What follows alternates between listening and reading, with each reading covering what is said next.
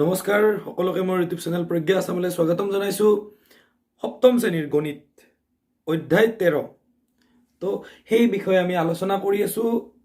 13A হ'ল আমাৰ, আজি হ'ব 13B, কিন্তু 13B কৰাৰ আগতে কেইটামান আমি বিধি বুজিব লাগিব। তো সময় নষ্ট নকৰি গণিতৰ প্ৰতি ভালপোৱা প্ৰদৰ্শন কৰি আমি ভিডিঅ'টো আৰম্ভ কৰোঁ। ঠিক আছে, আজি আমি বুজিম সূচকৰ বিধি। সূচকৰ বিধি বিধি বুলি ক'লে তোমালোকৰ মাথাটো নষ্ট হৈ যায়, কিন্তু মাথাটো নষ্ট নকৰিবা। বিধি মানে এই বিধিবিলাকে আমাৰ কামবিলাক সহজ কৰে, ইজি কৰি পেলাই। তো কেনেকৈ আমাৰ কামবিলাক ইজি কৰি পেলাই আমি সেই কথাখিনি চাম। চাবা, যদি তোমালোকক এটা কাম কৰিব দিওঁ 2 to the power 6 into 2 to the power 8, এই সংখ্যা দুটা যদি মই তোমালোকক পূৰণ কৰিব দিওঁ, তেতিয়াহ'লে তোমালোকে 2-6 বাৰ পূৰণ কৰিব লাগিল, কিবা এটা সংখ্যা পাম। তাৰপিছত 2 আকৌ 8 বাৰ পূৰণ কৰিব লাগিল, কৰি উঠি কিবা এটা সংখ্যা পাম। পাই পেলাই তাহাঁতক আৰু আমি ইয়াতে কিবা এটা পালোঁ, ইয়াৰ মান কিবা এটা পালোঁ, পাই সিহঁতক আৰু আমি কি কৰিব লাগিল, পূৰণ কৰিব লাগিল। তো বহুত সময় আমাৰ এনে গুচি যাব। তো তাৰ কাৰণে আমাক এটা কিহৰ দৰকাৰ হ'ল, বিধিৰ দৰকাৰ হ'ল। চাবা দেই, সেই বিধিটো কেনেকুৱা। গতিকে আমি যদি এটা কথা ভাবো যে এ, ইয়াতে মই কি লিখিলো, এ টু দি পাৱাৰ এম। এতিয়া এ আৰু ক'ৰ পৰা আহিল, এইটো ক'ৰ পৰা অহা নাই, আমি আনিছো। এ মানে আমি ভূমি বুলি বুজাইছো। ভূমিক বুজাবৰ বাবে আমি যেহেতু বিধি সকলোৰে ক্ষেত্ৰত মিলিব লাগিব ন, সেইকাৰণে আমি ভূমিটো বুজাবৰ বাবে এ আনিছো, আৰু সূচকটো বুজাবৰ বাবে মানে ঘাতটো বুজাবৰ বাবে এৰ ঘাতটো বুজাবৰ বাবে আমি এম আনিছো। তাৰ লগত যদি পূৰণ হয় এ টু দি পাৱাৰ এন, তাহলে কথাটো মন কৰিবা, ইয়াতো এ ইয়াতো এ, তাৰমানে মই দুটা এ ৰাখি পেলাই ইয়াকে বুজাব খুজিছো যে ভূমি দুটা একে, ঘাত দুটা কিন্তু বেলেগ বেলেগ হ'ব পাৰে, হ'বই। তো আৰু ইহঁতক কৰিব লাগে কি, পূৰণ। তেতিয়া তোমালোকে চিম্পলি বেলেগ একো কৰিব নালাগে, এ টু দি পাৱাৰ এই ঘাত দুটা যোগ কৰি দিলে হ'ল এম প্লাছ এন। বাস এইটোৱে হ'ল তোমালোকৰ 1 নম্বৰ বিধি। মানে তোমালোকে এইটো কথা মনত ৰাখা, এই যদি ভূমি দুটা একে থাকি সূচক দুটা বেলেগ বেলেগ হয়, তেতিয়া তাহাঁতক আমি কি কৰিব লাগে, যোগ কৰি দিব লাগে, যদিহে মাজত পূৰণচিন থাকে। এটা উদাহৰণ লৈছো, সে 2 to the power 6 into 2 to the power 8। ইয়াতে চোৱাচোন, ভূমি দুটা একে একে আছে, দেখিছা ভূমি দুটা 2 আছে, হয়নে? তো তেতিয়াহ'লে আমি কি কৰিম, 2 to the power মানে ইয়াৰ এইবিলাকত ঠাইত 2 আছে, বেলেগো থাকিব পাৰে। তেতিয়াহ'লে কি কৰিম, আমি সূচক দুটা যোগ কৰিম, 6 প্লাছ 8। গতিকে কি হ'ল, 2 to the power 8 কিমান হ'ল তোমালোকৰ 14। তো এইটো তোমালোকৰ বিধিটো এনেকুৱা সিচুৱেশ্যনত আমি এপ্লাই কৰিম এই বিধিটো। যেতিয়া ভূমি দুটা, মনত ৰাখিবা, যেতিয়া ভূমি দুটা একে থাকিব আৰু সূচক দুটা বেলেগ বেলেগ থাকিব আৰু তাহাঁতক যেতিয়া পূৰণ কৰিবলগীয়া হ'ব, তেতিয়া এই বিধিটো আমি এপ্লাই কৰিম। ঠিক আছে, নেক্সট এইটো তোমালোকে বিধিটো এতিয়া লিখি লোৱা। ঠিক আছে, তো নেক্সট এটা বিধি হ'ল, কেতিয়াবাতো এনেকুৱা হ'ব পাৰে, ধৰি লোৱা আমি হৰণ কৰিবলগীয়াওতো হ'ব পাৰে, হয়। মানে এ টু দি পাৱাৰ এম এনেকুৱা ৰূপত এটা সংখ্যা আছে সূচকীয় ৰূপত, আৰু এ টু দি পাৱাৰ এন এনেকুৱা এটা ৰূপত সংখ্যা আছে যাৰ ভূমি দুটা মিলি গৈছে। সিহঁতক যদি হৰণ কৰিবলগীয়া হয়, তেতিয়া তাৰ বিধিটো হ'ল যে আমি বেলেগ একো কৰিব নালাগে, a to the power m minus n, সূচক দুটা কি কৰি দিলে হ'ল, বিয়োগ কৰি দিলে হ'ল। নিশ্চয় তোমালোকে বুজি পাইছা। তো মেইনলি আমি এই দুটা বিধি আমাৰ মনত ৰাখিবলগীয়া বিধি, তোমালোকে লিখি ল'বা ভিডিঅ'টো পজ কৰি। তো এই দুটা বিধি এপ্লাই কৰি পেলাই আমি মেটচ কৰিম এতিয়া কৰিম চাবা আৰু এটা বিধি মই পুনতে দি থৈ দিছো সেই বিধিটো হল a to the power 0 কেতিয়াবা সূচকটো যদি 0 হয় তেতিয়া তাৰ মানটো সদায় কি হয় 1 হয় মনত ৰাখিবা তাৰ মানটো কি হ'ব 1 হ'ব হয় আৰু বিধি আছে মই দিম বাৰু কিন্তু এই তিনটা বিধি মুখ্যত তোমালোকে লিখি লোৱা আমি অনুশীলনী স্টাৰ্ট কৰিম চাবা 13b লিখি লোৱা এটা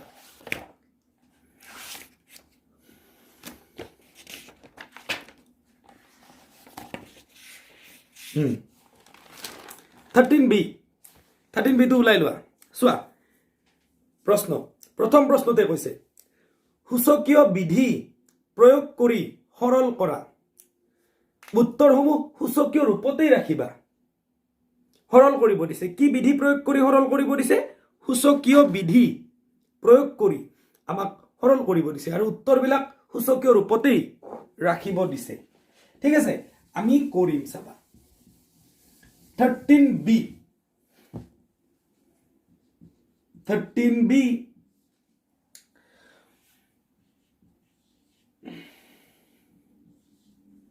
কি আছে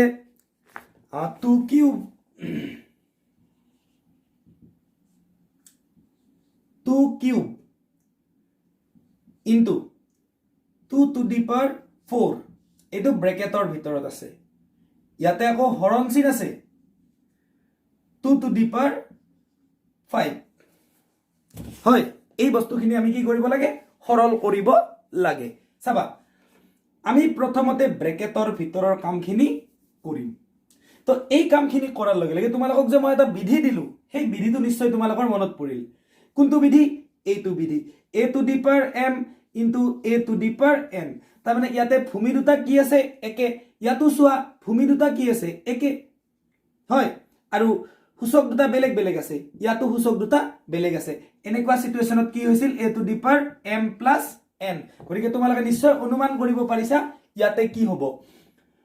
2 to the power ব্ৰেকেটৰ ভিতৰৰ কামখিনি কৰিছো 2 to the power কি হ'ব 3 plus 4 2 to the power কি হ'ল 3 plus 4 ইয়াতে কি আছিল হৰণ আৰু 2 to the power কি হ'ল 5 এতিয়া চাবা 2 to the power 3 plus 4 এইটো কি হৈ গল 7 2 to the power কি হ'ল 7 আৰু এইটো কি চিন আছে হৰণ চিন এটা 2 to the power 5 নিশ্চয় তোমালোকে এইখিনি বুজি পালা এতিয়া কৰিব লাগিল হৰণ এতিয়া আমি কৰিব লাগিল কি হৰণ এতিয়া চাবা হৰণৰ ক্ষেত্ৰত আকৌ এটা বিধি আছিল মই 2 নম্বৰ বিধিটো তোমালোকক দিছিলো হেইটো কি আছিল a to the power m হৰণ a to the power n তো ভূমি দুটা যেতিয়া একে থাকিব তেতিয়া মাজত হৰণ চিন থাকিব তেতিয়া আমি সূচক দুটা কি কৰিব লাগে বিয়োগ কৰিব লাগে m - n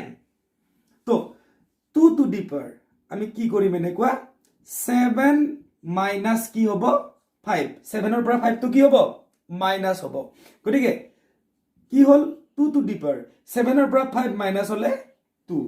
এইটো কি ৰূপত ৰাখিব দিছে আমাক উত্তৰটোত সূচকীয় ৰূপত ৰাখিব দিছে গতিকে আমাৰ উত্তৰটো এইটোৱে হৈ গল নিশ্চয় বুজি পাইছা ভিডিওটো পজ কৰি লিখি লোৱা চোৱা এবাৰ 1 ৰ কোৱেশ্চন নম্বৰ 2 টো কৰিম ইয়াতে বহুত ইজি তোমালোকে কথাটো মন কৰিবা ইয়াতে ঘাতটো কি আছে 0 তেতিয়া হলে তাৰ মানটো কি হয় 1 তো ইনটু এই দুটা চাবা 3 to the power 8 3 কিউব এনেকে লিখিলো এতিয়া হৰণ ইয়াতো ঘাতটো কি আছে 0 তেতিয়া তাৰ মানটো কি হ'ব গৈ 1 মই তোমালোকক আগতে কলোৱে into 3 to the power 1 3 to the power 1 ইয়াতে একো নাই মানে 1 এটা আছে ন 3 ইনটু 3 to the power 9 এইখিনি তোমালোকে নিশ্চয় বুজি পালা মানে ঘাতটো 0 থাকিলে তাৰ মানটো আমি কি লিখিব পাৰো 1 লিখিব পাৰো এতিয়া চাবা 1 টোক আমি ইহতৰ লগত যদি পূৰণ কৰি দিও হেখিনি হ'ব কেনেকুৱা হ'ব 3 to the power 8 into 3 cube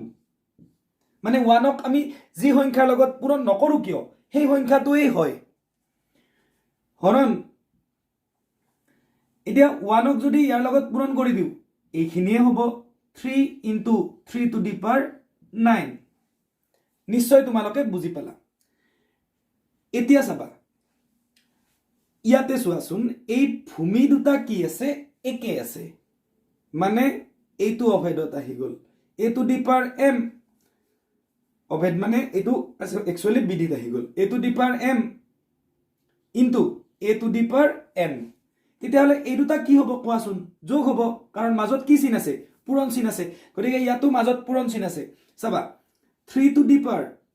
8 plus কি হৈ গল 3 3 to the power কি হৈ গল 8 plus 3 ইয়াতে থাকিল হৰণ এটি ইয়াতে কি হ'ব চোৱাচোন এই 3 ৰ ঘাত 1 তো গতিকে এই দুটা কি হ'ব যোগ হ'ব হয়নে কাৰণ মাজত কি চিন আছে পূৰণ চিন আছে আৰু ভূমি দুটা কি আছে একে আছে 1 plus 9 ঠিক আছে এতিয়া চাবা যোগটো কৰি দিয়া 3 to the power 8 plus 3 8 3 এ কিমান 11 হৰণ 3 to the power 1 যোগ 9 কিমান হল 10 নিশ্চয় বুজি পালা এতিয়া চোৱা এই ভূমি দুটা কি আছে একে আছে সূচক ঘাত দুটা বেলেগ বেলেগ আছে 3 ৰ ঘাত বেলেগ গতিকে এইটোৰ পৰা এইটো তেতিয়া হলে কি হ'ব বিয়োগ হ'ব কিয় বিয়োগ হ'ব কাৰণ মাজত আমি আছে চিন কি হৰণ তেতিয়া হলে 3 to the power 11 minus কিমান 10 তো ইয়াৰ ৰিজাল্টটো কি হল 3 to the power 1 গতিকে 3 to the power 1 লিখাত কৈ আমি ডাইৰেক্ট কি লিখিব পাৰো 3 লিখিব পাৰো গতিকে ইয়াৰ সৰল কৰি দিলো আমি নিশ্চয় তোমালোকে বুজি পাইছা ভিডিওটো পজ কৰি লিখি লবা বাস এই অংকটো চাবা 1 ৰ নাম্বাৰ 3 এই অংকটো আমি কেনেকৈ কৰিম অকমান মন কৰিবা ইয়াতে তোমালোকে চালে দেখিছা যে ইয়াতে সংখ্যা নাই m n এইবিলাকে আছে হয় তো ইয়াতে চোৱা এইটো m ন এইটো ভূমি আৰু এই ভূমি দুটা কি আছে একে আছে তো ইয়াত সেই যে মই 1 নম্বৰ যেটো সূচকৰ বিধি সেই বিধিটো কি হ'ব প্ৰয়োগ হ'ব তাৰ মানে ঘাত দুটা কি হ'ব প্লাস হৈ যাব তো ইয়াৰ ঘাত কিমান আছে 1 তাৰ মানে চোৱা এইখিনি আৰু 1 টো কি হ'ব প্লাস হ'ব চাবা দেই মন কৰিবা m to the power ইয়াৰ ঘাতটো কিমান n minus 1 তাৰ লগত কি হ'ব প্লাস হ'ব কোন প্লাস হ'ব ইয়াতে 1 এটা আছে নহয় এই 1 টো কি হৈ গল প্লাস হল হোৱাৰ পিছত এটো কি হল n to the power m এইটো কিন্তু ইয়াৰ লগত এনেকৈ পূৰণ হ'ব নোৱাৰে কাৰণ এই দুটা ভূমি দুটা কি আছে বেলেগ বেলেগ আছে এতিয়া হৰণ এই ফালৰ খিনি আমি যোগ কৰিব নোৱাৰো কাৰণ ইয়াতে ভূমি দুটা বেলেগ বেলেগ আছে চোৱাচোন ইয়াতে n আছে m আছে সেইকাৰণে এই দুটা কি কৰিব নোৱাৰো যোগ কৰিব নোৱাৰো এনেকৈ থৈ দিয়া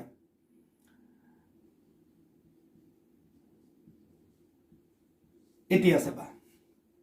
এটা তোমালোকে ইয়াতে মন কৰাচোন এই দুটা যোগ কৰিলে কি হল -1 + 1 কাটি গল তাৰ মানে কেনেকুৱা 1 ৰ পৰা 1 বিয়োগ কৰিলে কি 0 সেইকাৰণে আমি -1 আৰু +1 কি কৰা বুলি কও কাটি যোৱা বুলি কও এতিয়া -1 + 1 কাটি গৈ পেলাই ইয়াতে কিমান থাকিল m to the power n into n to the power m হয় হৰণ n to the power p into m to the power n এইখিনি থাকিল এতিয়া এই বস্তুখিনিক এইটো ৰাখিৰে হৰণ হৈ আছে হৰণ কৰি দিয়া হৰণ কৰিলে এনেকৈ আমি এনেকৈ ৰূপত লিখিব পাৰো এইখিনি ওপৰত লিখিম এইখিনি তলত লিখিম কাৰণ এইখিনিৰে ইয়াক কি হৈ আছে হৰণ n to the power p into m to the power n গতিকে ইয়াত থাকিল m to the power n into n to the power m এতিয়া এনেকে পূৰণৰ ক্ষেত্ৰত চাবা তোমালোকেতো কাটাকাটি কৰি পাইছা এনেকেতো কাটাকাটি কৰি পাইছা মানে কেনেকুৱা ইয়াতে 2 3 থাকে এতে 3 পূৰণ যদি 5 থাকে এতে এইটো 3 আৰু এইটো 3 কাটি দিব পাৰি তো ঠিক একেদৰে আমি এইখিনি আৰু এইখিনি একে আছে নহয় গতিকে এইটো আৰু এইটো আমি ক্যান্সেল কৰি দিব পাৰো ইয়াৰ পিছত তোমালোকে তলে তলে লিখিবা মই ইয়াতে লিখিছো চাবা ইয়াৰ পিছত ওপৰত কি থাকিল n two the power m তলত থাকিল n two the power p এইবাৰ কি কৰিবা এইবাৰ মজা হৈছে চোৱা ভূমি দুটা মিলিছে ভূমি ইয়াতো n আছে আৰু ইয়াতো ভূমি কি আছে n আছে আৰু ওপৰতো তলৰ দৰে কি হৈ আছে হৰণ হৈ আছে গতিকে ভূমি দুটাও কি আছে একে আছে তেতিয়া ঘাত দুটা কি হ'ব বিয়োগ হ'ব তাৰ মানে n টু দি পাৱাৰ এইটো m মাইনাস কি হ'ব p নিশ্চয় বুজি পাইছা হৰণৰ বিধিটো ইয়াত এপ্লাই হ'ল তো গতিকে এইবিলাকৰ তাৰ মান নাজানো উত্তৰটো এনেকে থাকিব নিশ্চয় তোমালোকে বুজি পাইছা ভিডিওটো পজ কৰি লিখি লোৱা চোৱা এইটো হ'ল 1 ৰ নম্বৰ 5 1 ৰ 5 নম্বৰটো কৰাৰ আগতে তোমালোকে এটা সৰু চাই বিধি জানিব লাগিব বেছি ডাঙৰ নহয় সৰু বিধি কেনেকুৱা বিধি চোৱা এতিয়া কেতিয়াবা যদি 2 স্কয়াৰ থাকে তাৰ ওপৰত আৰু স্কয়াৰ থাকে তেতিয়া কি হ'ব তেতিয়া এই যে দুটা ঘাত এই দুটা কি হ'ব পূৰণ হ'ব মানে 2 টু দি পাৱাৰ কি হ'ব 4 তো তোমালোকে যত বিধি লিখিছিলা তাত তলেদি সৰুকে এটা বিধি লিখি ৰাখাচোন তো কেনেকুৱা হ'ব a two the power m তাৰ ওপৰত যদি আৰু এটা পাৱাৰ থাকে তেতিয়া হলে এই দুটা কি হ'ব পূৰণ ডাবল থাকিলে সেই দুটা কি হয় পূৰণ হয় a টু দি পাৱাৰ তাৰ মানে m ইনটু n এনেকুৱা হ'ব ঠিক আছে তো গতিকে এইটো বিধি লিখি লবা তো ইয়াতে চোৱা মই সেই বিধিটোৰ কথা কিয় কলো ইয়াতে কি আছে চাবা ডাবল আছে ন গতিকে m আৰু n কি হ'ব পূৰণ হ'ব তাৰ মানে a ইনটু b তো এই দুটা এবাৰ কি হ'ব পূৰণ হ'ব মানে হৈ গল mn m পূৰণ n তাক আমি mn বুলি লিখিব পাৰো এতিয়া মাজত আছে কি চিন হৰণ হয়নে এতিয়া তোমালোকে চাবা ইয়াতে কি আছে চাবা ইয়াতে আছে ডাবল আছে হয়নে পাৱাৰটো ডাবল আছে তো সেই দুটা কি হ'ব তাৰ মানে পূৰণ a টু দি পাৱাৰ কি হ'ব m n হয় তো ইনটু ইয়াতো ডাবল আছে তাৰ মানে কি হ'ব b two the power m n হয় এতিয়া কথাখিনি তোমালোকে মন কৰিবা ইয়াত আৰু এটা বিধি এপ্লাই হ'ব সৰুকে তাৰ মানে কেনেকুৱা এইটোতো বাৰু একো কৰিবলগীয়া নাই আমাৰ আমি ইয়াক কৰিব পাৰো এটা কাম কৰিব পাৰো এই যেটো mn দেখিছা ন এইটো whole to the power mn a into b whole to the power কি mn তাৰ মানে এই mn টো a ৰ ঘাত তাৰ মানে b ৰ ঘাত মই যদি এনেকে কওঁ 2 ইনটু 2 হোল স্কয়াৰ তাৰ মানে 2 দুগুণ কিমান হ'ল 4 4 স্কয়াৰ মানে কি হ'ল 16 এতিয়া ইয়াক যদি এনেকে নকৈ পেলাই মই এনেকে কওঁ চাবা 2 ৰ ঘাতো কিমান 2 স্কয়াৰ আৰু এইটো 2 ৰ ঘাতো কিমান 2 স্কয়াৰ 2 স্কয়াৰ মানে কিমান 4 2 স্কয়াৰ মানে কিমান 4 4 4 গুণ কিমান 16 উত্তৰটো একে ওলাই গল ন তো গটিকে কথাটো ইয়াতে লুকাই আছে চোৱা এই ইয়াতে যেহেতু আমাৰ দুয়োটাৰে ঘাত কি আছে mn আছে ব্ৰেকেট দি আছে মানে দুয়োটাৰে a ৰো আছে b ৰো আছে গতিকে ইয়াক আমি ভাঙি দিব পাৰো এই ব্ৰেকেটডাল নিদিলে হ'ব এবাৰ তো a two the power mn এইটো ইয়াকো দিলো into b two the power কি হ'ল mn হৰণ a two the power mn পূৰণ b টু দি পাৱাৰ কি হ'ল mn কলমটো অকমান প্ৰবলেম দিছে বাৰু এইবাৰ চাবা এইখিনিৰে কি কৰিব লাগে হৰণ এইখিনি ওপৰত পাতিম এইখিনি ক'ত পাতিম তলত হয়নে চাবা a two the power mn পূৰণ b টু দি পাৱাৰ কি mn এটা এইখিনি তলত আহিব a two the power mn